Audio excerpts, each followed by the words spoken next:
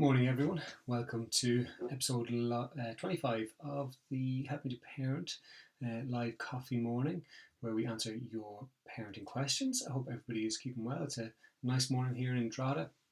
It's looking like it could be cooler than it has been over the last few months, but that's no harm either because it's been pretty hot. So we've had a fantastic summer. We're a few days out from the launch of the Flacciona Heron here in Drogheda, which everyone's really excited for. The town is looking fantastic. There's a lot of time and effort gone into getting the place looking ready for all the visitors we're due to have. I think close to 400,000 people they think will be coming into the town, so it's going to be like nothing we've ever experienced before. But we're all looking forward to it. It's going to be a lot of fun. It's been an interesting week in terms of questions because there's ones that are kind of slightly out of the norm, which is good, and it's a nice challenge for me to kind of keep me on my toes. So I appreciate the questions coming in. I hope you guys keep sending in those questions and you're getting something from the information that we're putting out there. So look, we'll crack on. Oh, today I hope you've all got your coffee. I'm celebrating the Pearl Jam home shows in Seattle, so everyone over there, hope you guys have a great time at the shows. It's going to be a lot of fun, so here's to you guys over in Seattle.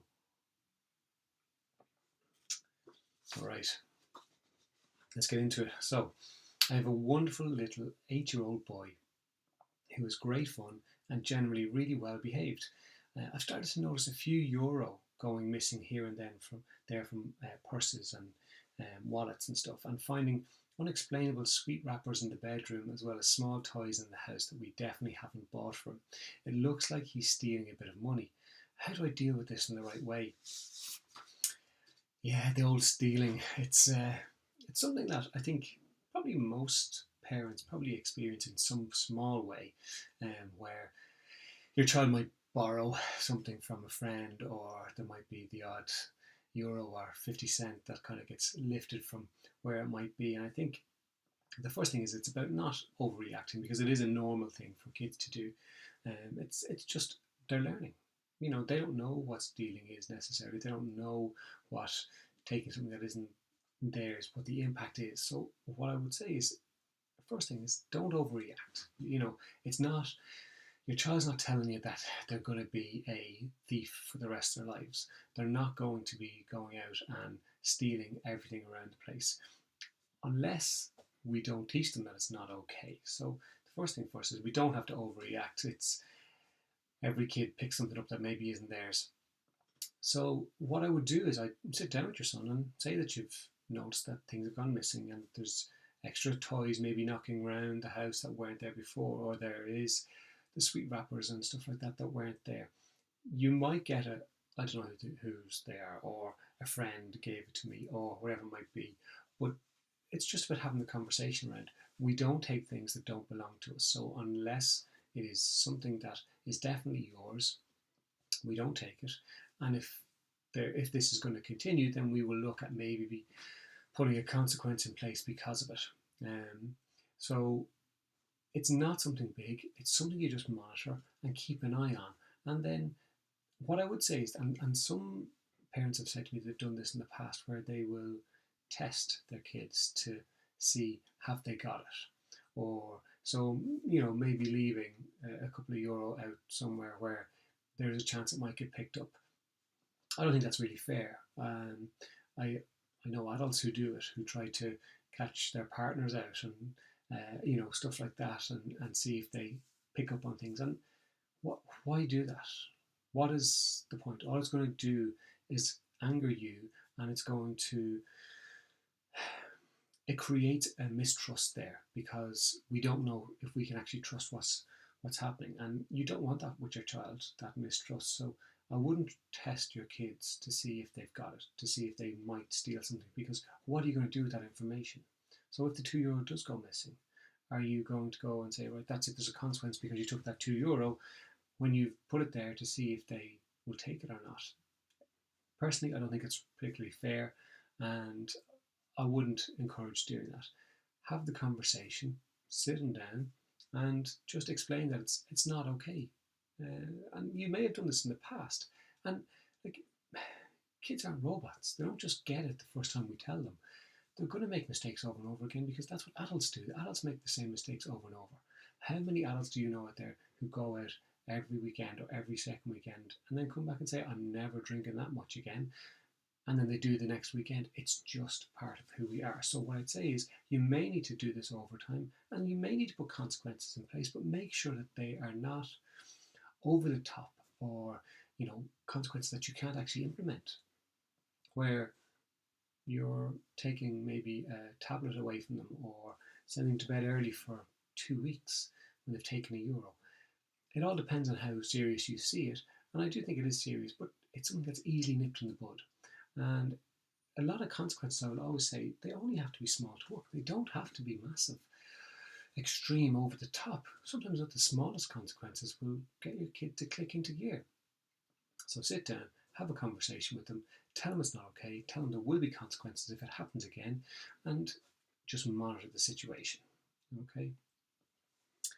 Morning, Jennifer. Thank you very much for the charity soccer match.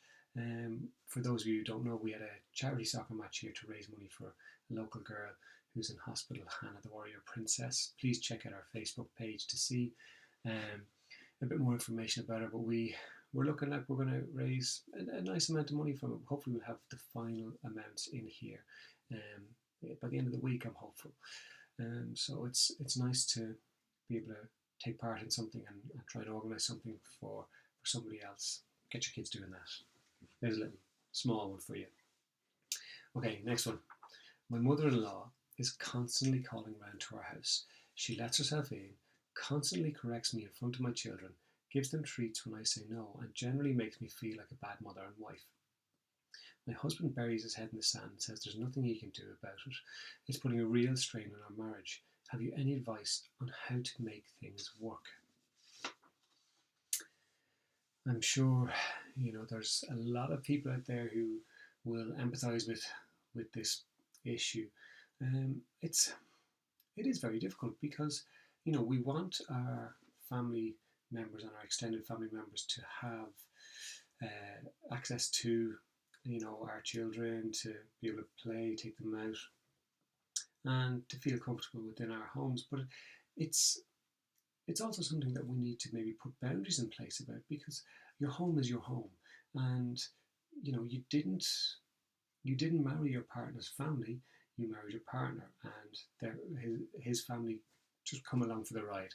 And it's one of those things where you need to try to find the balance, and it's very, very difficult. Like, we're not going to gloss over this and say, oh, just kick her out, or just say don't do this. But I do think it is something that you need to sit down with your husband and say, we need to take care of this because she is undermining me in front of my children, which is not okay.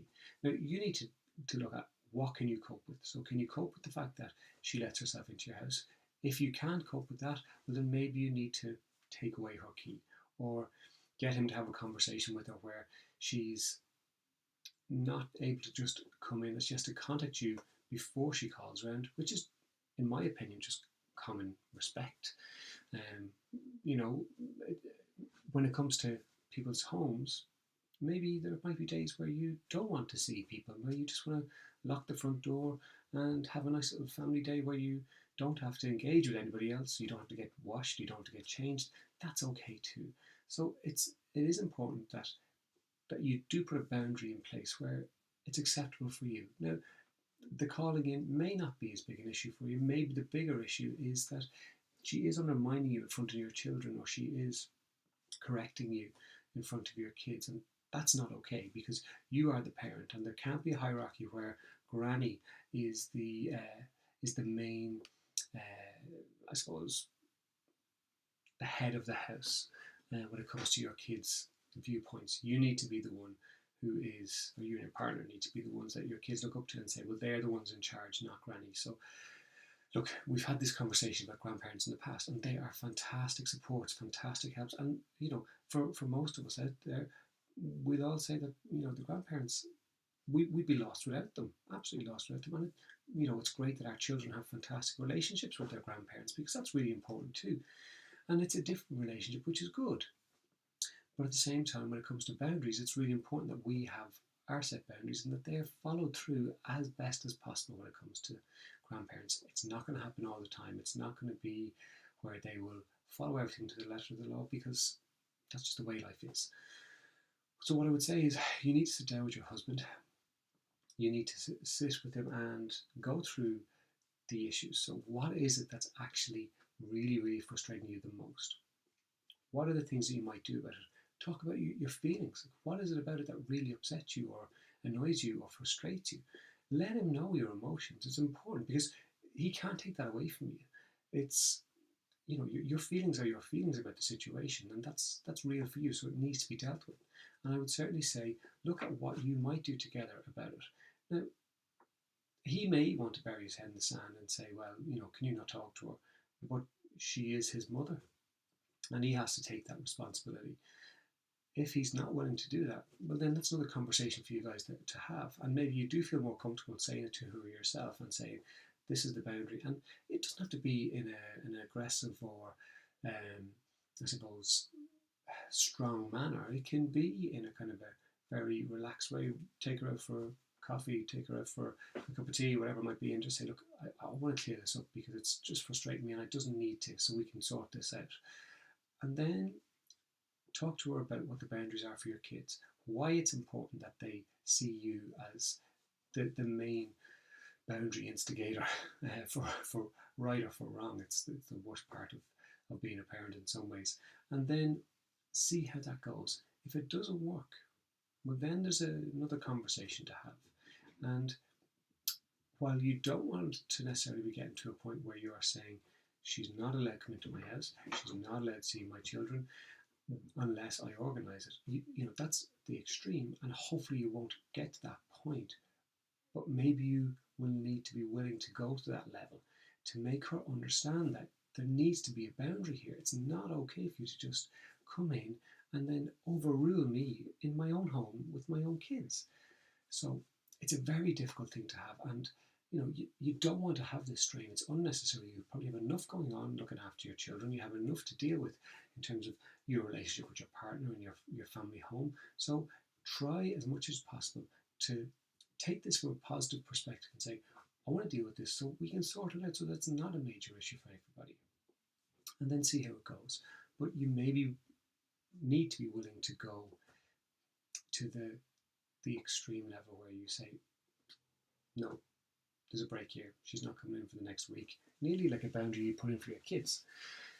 It'll be unfortunate to get to that point, and hopefully you won't, but maybe you might need to. Okay. Okay, next one. My 19-year-old son is finished school. Congratulations for getting your child through school. That's good going. He doesn't know what he wants to do. He sleeps late and lazes around the house a lot.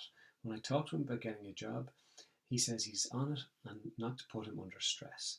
The situation is really getting me down, as I thought when he finished school the stress would be less. Any advice?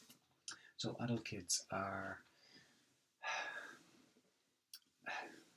something that a lot more parents are having to deal with, where there is maybe less opportunity than there would have been in years gone past to say, right, you're 18, pack your bags, off you go, because the price of rent, the price of buying a house is so restrictive now that it's very, very difficult for people who aren't working full time to actually, well, it's very difficult for people who are working full time to get a mortgage, get rent together and pay it out. So there is that difficulty where there's a lot of adult children living at home with their parents, and for everybody it's trying to get the right balance between you're no longer a child, you are an adult, and it is, there is less boundaries in place for you because of this, but at the same time you're living under your parents' roof. You are relying on them for food and shelter and money, and that you can't just exploit it and take advantage of it.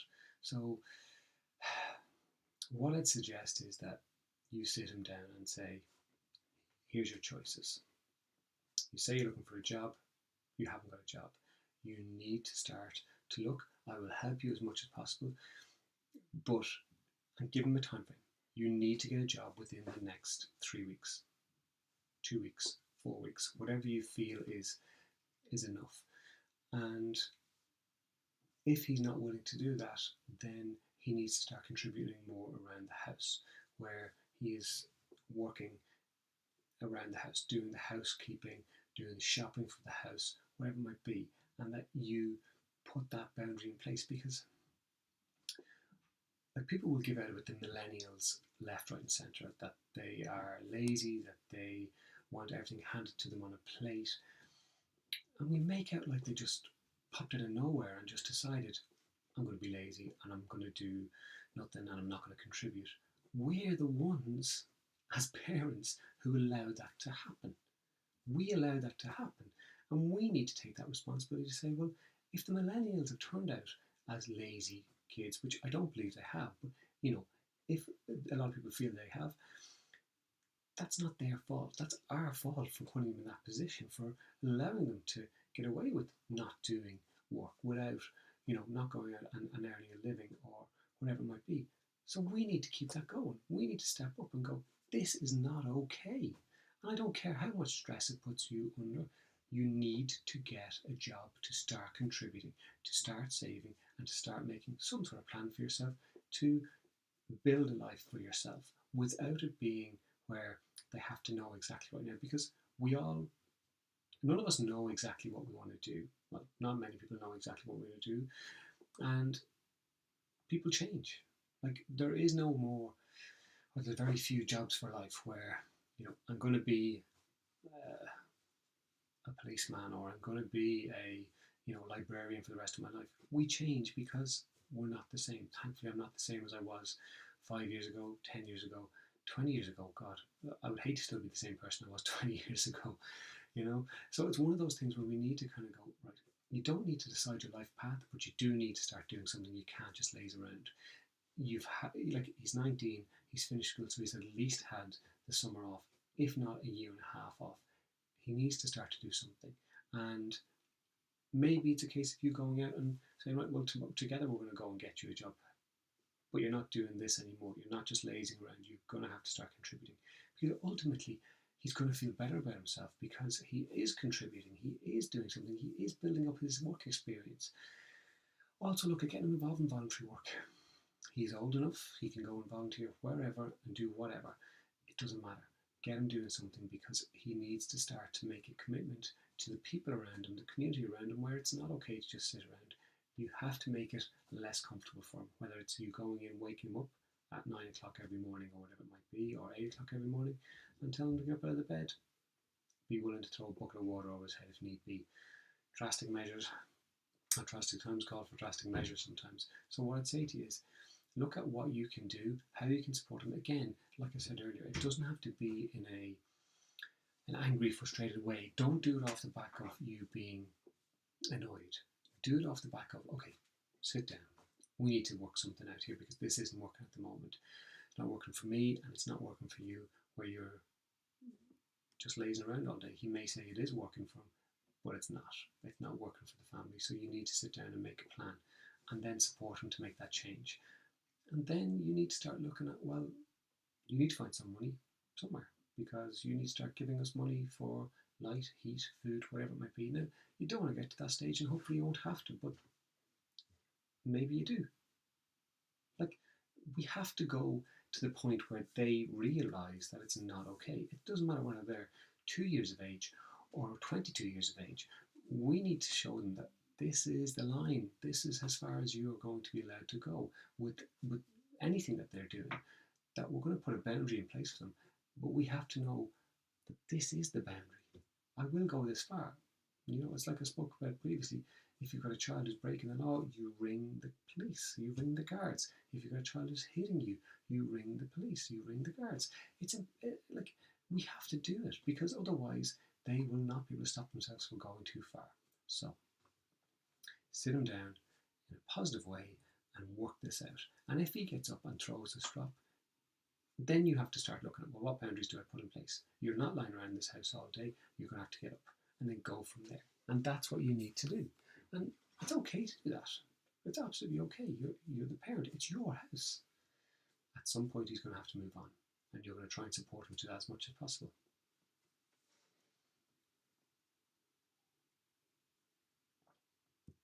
Jennifer saying it also makes sense to look for a job long before school is finished. Many companies already accept applications months in advance. That's how it works over here. Yeah, absolutely. It's one of those things. Look, anyone getting to 18 should have some work experience behind their belt. They should have been at 16 going out and getting a job, and you may need to go and talk to friends and say, look, I'll give you the few quid if you would just give them the job. But at 16 or 18, you should have some sort of work experience. Your child should have some sort of work experience. Absolutely. Thanks for that, Jennifer. Okay, last one for today. Have you any suggestions on how to teach my kids about money management? I suppose it really depends on what age they are, but you can always start to talk to your kids about saving. You can take them down to the bank, get them to set up a savings account, and start to put money in every week. And it's a slow process, but that you're going to say, look, we're going to go down, put 2-3 quid into the bank every week, and we're going to save it up. And then when they get to a time where they want something maybe a little bit bigger, maybe the latest football kit, whatever it might be, you can go and say to them, look, you've saved all this cash, you can afford to buy it yourself. And that sense of, self-worth that they're going to feel having saved things for themselves will encourage them to keep it going, because they start to see the benefit of it. Maybe getting them a little piggy bank depending on their age, where they put the €2-3 into that, as long as there is no easy access to it. But it's very simple things like that. Plus, they're also going to be learning about money management in school.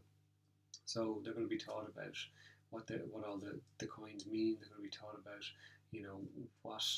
how to add, subtract, that kind of thing. And you can just encourage that as well while you're at home. So it's something very simple. Piggy bank or an actual bank account where they get to put money in and then save up and then give it out. It's very simple. Right. We'll keep it nice and short for the last one. Hope you guys have a wonderful week. Here's to the Fla Ceolna Heron next week here in Drogheda. I hope everyone has a wonderful week, and I'll see you next week. Take care.